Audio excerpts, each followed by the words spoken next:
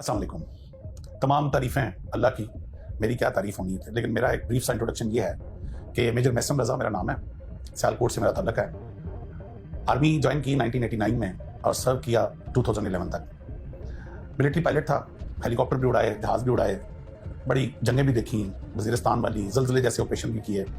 एक बड़ी happening life गुजारी। थ्रेट्स भी थी, थ्रिल भी थे, सेवियर भी थे, खुद खतरों में डलते भी थे, लोगों को खतरों से निकालते भी थे, एंड अल्हम्दुलिल्लाह फुल ऑफ इवेंट लाइफ गुजारी। और उस लाइफ में एक ऐसा वाकया जिसने मेरी बिल्कुल जिंदगी, मेरी सोच और मेरी आने वाली नस्लों की जो फ्यूचर प्लानिंग थी वो चेंज कर दी। वो वाकया यूं था कि 1987 में मैं आर्मी की तरफ से एक फ्लाइंग कोर्स पे मुझे जॉर्डन मेरी सिलेक्शन हुई, जो 90 दिन का कोर्स था, 3 महीने का। ये फ्लाइंग के छोटे छोटे कोर्सेज आपकी मिलिट्री लाइफ में आते रहते हैं।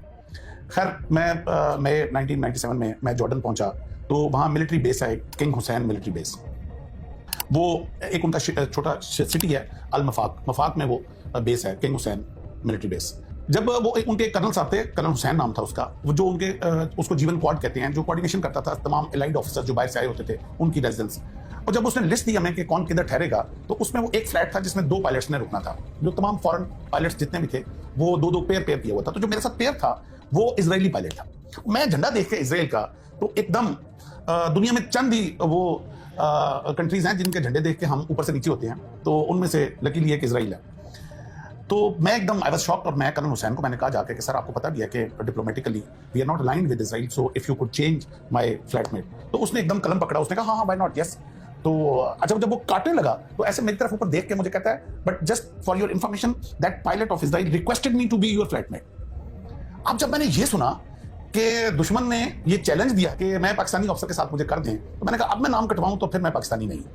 तो I accept this challenge, I will live with Israeli pilot for 90 days and then life starts. 2-4 दिन तकल्लुफ में गुजरे, वो भी थोड़ा रिजर्व लगा। वो समझ रहा था पता नहीं मैं कोई आईएसआई का एजेंट हूं। चंद दिनों में हमें ये समझ आ गई कि ना मैं आईएसआई का एजेंट हूं, ना वो मुसाद का एजेंट है। तो हम दोनों पायलट हैं और कोर्स करने आए हुए हैं। 8-10 दिन के बाद बेतकल्फी हो गई, सुबह क्लास में इकट्ठे जाना, शाम को खाना इकट्ठे खाना। जब बेतकल्फी इस लेवल की हुई तो मैंने उससे पूछा, मैंने कहा you requested me to be your flatmate, he said yes. मैंने कहा is there any particular reason for that? तो जो उसका जवाब था शुएल का, वो मेरा लाइफ चेंजिंग, मेरी पाकिस्तान के साथ मोहब्बत उस दिन मुझे मेरी पैदा हुई मेरे अंदर। उससे पहले मैं बाय डिफॉल्ट पाकिस्तानी था, लेकिन मैं 1997 इस वाकये के बाद मैं बाय चॉइस पाकिस्तानी। उसने जो जवाब दिया वो मैं बार बार इस कौम को वो जवाब बताना चाह रहा हूं। मैं इससे पहले वाली भी एक वीडियो में, मैं उससे पहले वाले एक प्रोग्राम में मैं बताता, ही सेड के हम पैदा हुए थे तो मां की गोद से हमें बताया गया था कि तुम्हारा दुश्मन अरब नहीं है, तुम्हारा दुश्मन पाकिस्तान है। कहता है उसके बाद मकतब में आए तो मकतब में हमें पढ़ाया गया कि तुम्हारा दुश्मन पाकिस्तान है। कहता है मकतब के बाद स्कूल में, मकतब उनके कहते हैं मदरसे टाइप को, जो कंपलसरी है स्कूल से पहले। अच्छा, कहता है उसके बाद स्कूल में आए तो स्कूल में जो चैप्टर हमें एनिमी का पढ़ाया जाता था उसमें झंडा पाकिस्तान का लगा होता था। उसमें पाकिस्तान की ज्योग्राफी पढ़ाई जाती थी, पाकिस्तान का नहरी निजाम पढ़ाया जाता था, पाकिस्तान का फौज की स्ट्रेंथ हमें पढ़ाई जाती थी। कहता है उसके बाद यूनिवर्सिटीज में, कॉलेज में एनिमी के तौर पे हमें पाकिस्तान पढ़ाया जाता। कहता है फिर मैं आर्मी में आ गया। जब आर्मी में आया तो सारी दुश्मन की मिलिट्री स्ट्रेटेजीज जो हैं वो हमें पाकिस्तान की पढ़ाई जाती थी। कहता है जब पैदा होने से लेकर आज तक दुश्मन दुश्मन दुश्मन पाकिस्तान सुनते आए हैं, तो एक मौका मिला कि दुश्मन के साथ 90 दिन गुजारने का, तो वो आर्मी की टर्मिनोलॉजी होती है नो योर एनिमी। तो कहता है नो योर एनिमी का चांस मिला तो why should I miss it.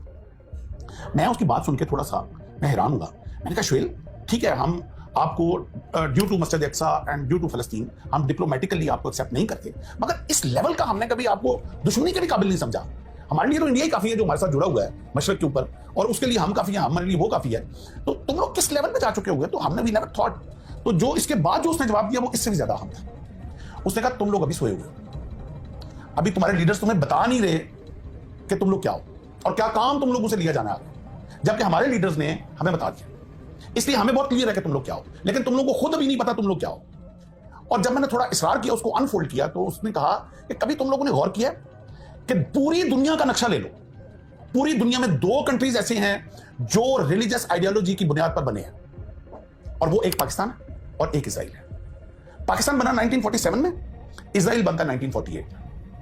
अब what a coincidence, what a coincidence कि 9 महीने के अरसे के अंदर अंदर 2 मुल्क, जो काम जब से दुनिया बनी थी नहीं हुआ था, और वो एक ही 9 महीने के अंदर अंदर वो काम दुनिया में होता है। पाकिस्तान बनता है 27 रमजान को, वो मुबारक ताक रात जिसके लिए हमारा कुरान भी ना अंज़लना पूरी उतरी उसके ऊपर, हमारी सारी दुनिया जानती है। कि वो ताक़त क्या है हमारे लिए। जिस रात फरिश्ते उतरते हैं अपनी रहमत के लिए, खुदा फरमा रहा है, और साथ वो भी अल्लाह का, तुम क्या जानोगे ये रात क्या है। और इजराइल बनता है 1948 में। अब जब वो कहता है, शोएल कहता है मुझे कि ये ऐसे ही नहीं बना, ये बाय डिवाइन हुआ है, और जब एंड ऑफ द वर्ल्ड जो जंग होनी है वो हमारे दो मुल्कों के बीच में होनी है। आधी दुनिया तुम्हारे पीछे खड़ी होगी, आधी दुनिया हमारे पीछे खड़ी होगी, और ये उसके लिए तैयारी की जा रही है। अच्छा, मैं उसकी बातें सुन के मैंने कहा यार ये लंबी छोड़ गया, ये क्या बात कर रहा है। इसके पीछे तो आधी दुनिया खड़ी होगी, वो तो समझ आता है, अमेरिका इसके पीछे यूरोप है, इसको बनाने वाले यूरोपियन है, तो हमारे पीछे कौन खड़ा होगा। तो अब आके वो क्या कहता है, अब आके कहता है कभी तुम लोगों ने गौर किया, ऐसे उसने ना सामने वो एक पेंसिल पड़ी हुई थी जो हम पढ़ रहे थे, ये ड्यूरिंग स्टडी ये हमारी डिस्कशन हो रही थी, उसने पेंसिल पकड़ के ना कहता है तुम लोगों के अंदर ये कैपेबिलिटी नहीं है अभी कि ये पेंसिल बना सको अपने मुल्क में, ये चाइना से इंपोर्ट करते हो, जबकि इस वक्त दुनिया का सबसे लेटेस्ट 3 न्यूक्लियर टेक्नोलॉजी तुम लोग बना के बैठे हो। This is a miracle. तुम लोग अपना शार्पनर चाइना से मंगवाते हो, जबकि इस वक्त तुम फाइटर जेट बना रहे हो, उस वक्त हम प्रोडक्शन शुरू हुई थी, यानी कि वो टेक्नोलॉजी अभी JF-17 अल्हम्दुलिल्लाह अभी तो प्रोडक्शन भी हो गई, और वर्ल्ड लेटेस्ट जो अभी हमारा जहाज है और वो अभी एक्सपोर्ट भी हो रही है। ये मुझे उसने 1977 उसने 1997 बोला, कहता है ये ऐसे ही हो गया, दुनिया की 6ठी प्रोफेशनल आर्मी लेके बैठे हुए हो तुम लोग, और जो कंपटीशन इंटरनेशनल आर्मी का होता है उसमें तुम्हारी फौज नंबर 1 होती है। कहता है ये ऐसे ही हो गया, जबकि तुम लोग इस वक्त IMF के कर्जे के अंदर गुड्डे हुए। ये कौन कर रहा है, ये बाय डिवाइन हो रहा है, somebody is doing it। ये तुम लोगों को खुद नहीं अभी समझ आ रहा, ये जब आखिरी वक्त आना है, जब हम दोनों ने आमने सामने खड़ा होना, तुम लोगों को उस वक्त तुम्हारे लीडर्स ने तुम्हें गाफिल रखा हुआ है, वो बेतकल्लफी की वजह से फरत जज्बात में बोल गया, या कुछ ऐसा भी है कि हम पाकिस्तानी होस्ट बड़े अच्छे होते हैं, मैं उसको अक्सर बाहर खाने के लिए ले जाता था, बिल मैं पे करता था, तो वो हमारी जो अच्छी होस्ट होने की एक काबिलियत है ना, तो शायद उस वजह से वो सच उगल गया मेरे आगे। आप यकीन करें कि वो दिन था जिस दिन, उससे पहले मैं बाय डिफॉल्ट पाकिस्तानी था, लेकिन उसकी बातें सुन के मैं बाय चॉइस पाकिस्तानी हो गया। मेरे सारे रिश्तेदार फॉरेन कंट्रीज में थे, मेरे ससुराल सारा फॉरेन कंट्रीज में था, and they wanted me to settle in USA, and I had all the opportunities to do very good abroad. मेरे पास सब कुछ था, मगर I decided not to leave this country ever ever ever. और मैंने अपने बच्चों को भी कह दिया कि जिंदगी है, खुदा करे कि वो मौका आए, वो आखिरी जंग हमारी जिंदगी में इजराइल के आमने सामने हो, खुदा करे मुझे मौका मिले कि मैं पहली सफ में लड़ रहा हूं, खुदा करे कि वो खिलाफत और वो इमामत जो इमाम मेहदी लेके आएंगे, जो हमारी दज्जाल के साथ जंग हो, वो हमें और मेरी औलाद को मौका मिले कि हम अगली सफों में लड़ रहे हों। इसलिए हम कभी ये ना इस मुल्क को छोड़ सकते हैं, न कभी इस मुल्क के ऊपर आंच आने देंगे, हम अपना खून बहा देंगे, क्योंकि हमें अपने दुश्मन से वो बात पता है। वो कहता है तुम लोग इस वक्त जो एग्रीकल्चर रेवोल्यूशन, तुम्हारा इंडिया पानी, ये मुझे उसने बताया 1970 कि इंडिया प्लान कर रहा है तुम्हारा एग्रीकल्चर तबाह करने के लिए, और तुम्हारा सारा पानी बंद कर रहा है, और तुम्हारे अपने बिके हुए बीच में जो पानी बंद करवा रहे हैं। और बाद में वो जमात रिशा पकड़ा गया जो बिका हुआ था, खुदा लानत करे उसके ऊपर और उसके आल औलाद के ऊपर, जो ऐसा शख्स पैदा हुआ जिसने अपने मुल्क का सौदा किया और हमारे पानी को बर्बाद किया जाके, जो दरियाओं का उसने इंडिया के साथ सौदा किया। तो भाई ये हबील और कबील की जंग है, ये हक और सच की जंग है, ये डे 1 से जिस दिन इंसानियत बनी है ये जारी हुई, ये जंग जारी रहेगी। अब आपकी चॉइस है, आपने हक के साथ खड़े होना है या आपने बातिल के साथ खड़े होना है। ये जंग आदम के बाद हबील और कबील में जारी रही, ये मूसा और फिरौन में जारी रही, ये नबी करीम सल्लल्लाहु अलैहि वसल्लम और कुरैश के बीच में जंग जारी रही, ये बाद में हुसैन और यजीद की जंग है। ये हक और बातिल क़यामत तक रहेगी। हमने ये फैसला करना है कि मुसीबतों से, ये बिजली के बिलों से, ये नाकस पॉलिटिकल सिस्टम से तंग आके हमने अपनी फौज को गालियां देनी है, हमने अपने मुल्क को गालियां देनी है, और ये गालियां देके हमने जाके बातिल के साथ खड़े हो जाना। और 4 दिन की जिंदगी है यार, कौन सी लंबी जिंदगी लेके आए हो, कौन था यार, कौन हजारों साल जिया है। आज हमसे बड़े बड़े लोग जो पहले पैदा हुए इतनी आसाइशों की जिंदगी जी रहे थे, आज कब्रों में पड़े हुए हैं। 4 दिन की जिंदगी है ये, सिर्फ ये इम्तहान की जिंदगी। आपने हक के साथ खड़े रहते हो या तुम मुसीबतों से तंग आके बातिल की तरफ। जो लोग आज अपनी फौज को गालियां दे रहे हैं, ये चंद लम्हे के लिए करबला की उस जंग और उस आग की तपश को याद कर लें कि जो मुसीबतें उन्होंने उठाई अहले बैत ने, और किस तरह उन्होंने हक के साथ खड़े रहे। खुदा के लिए वो मुझे इल्लामा इकबाल का एक बड़ा खूबसूरत शेर याद आ गया, मीरे अरब को आती है ठंडी हवा जहां से, मेरा वतन वही है, मेरा वतन वही है।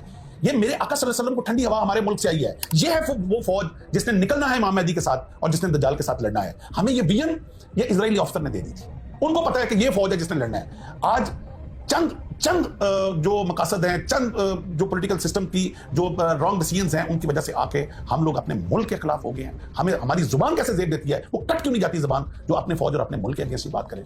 मैं काफ़ी जज्बाती हो जाता हूँ इस टॉपिक से।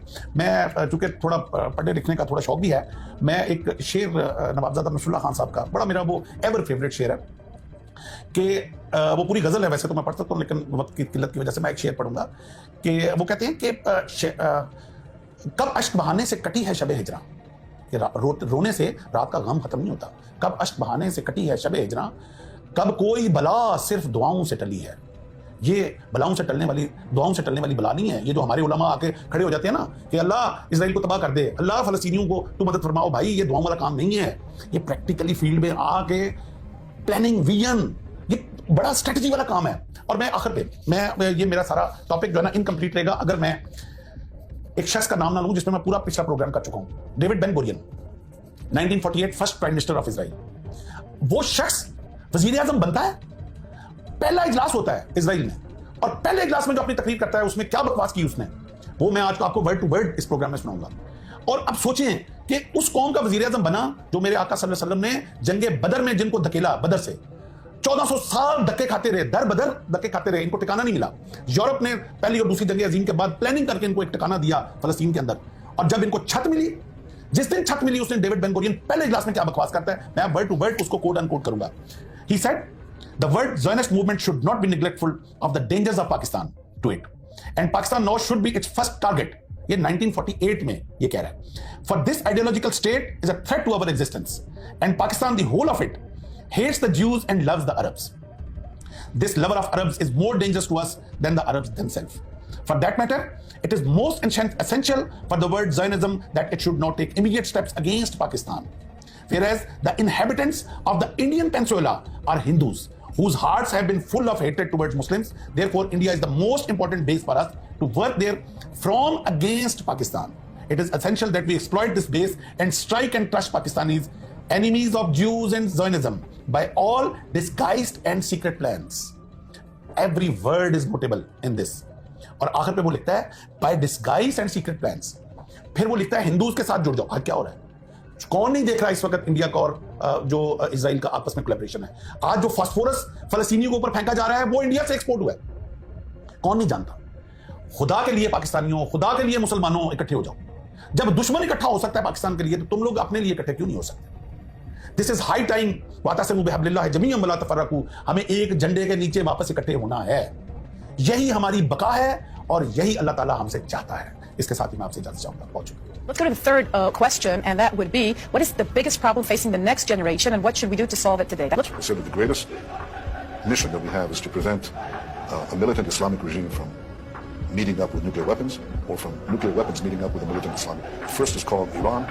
The second is called Pakistan. President Obama's speech, and you said, that Pakistan is the new target. However, he's saying that Pakistan and the United States have to have this important partnership. What's going on there then? The goal, once again, is to destroy Pakistan as an energy corridor between Iraq, Iran, other countries in the Middle East that produce oil, and China, because that's where a pipeline could go. The pipeline could start in Iraq, it could go to Iran, it can go up through Pakistan, cross the Himalayas, above Kashmir, go into China. This would be oil going towards China and Chinese economic influence coming into the Middle East and essentially cutting out the Anglo-Americans. And how is that going to happen, the destruction of Pakistan? The idea is to provoke a civil war. In other words, take the existing civil war inside Afghanistan and massively export it. The U.S. would possibly consider a direct attack on Pakistan, but they can't, because Pakistan is too big and it has nuclear weapons. So there's nuclear deterrence. The only way to do it is to take the Pashtun population in Afghanistan and Pakistan, rile them up into an independence movement, do the same thing with the people in Baluchistan, and with that you've carved Afghanistan, you've broken Pakistan into 4 pieces or 3, and you've even started to carve Iran, because those Baluchis are a peripheral group of the Iranians. So परचम हिलाल के हम लाए हैं तूफान से कश्ती निकाल के, इस मुल्क को रखना मेरे बच्चों संभाल के। हम लाए हैं तूफान से कश्ती निकाल के, इस मुल्क को रखना मेरे बच्चों संभाल के। बरसों के बाद फिर उड़े परचम हिलाल के, इस मुल्क को रखना मेरे बच्चों संभाल के। हम लाए हैं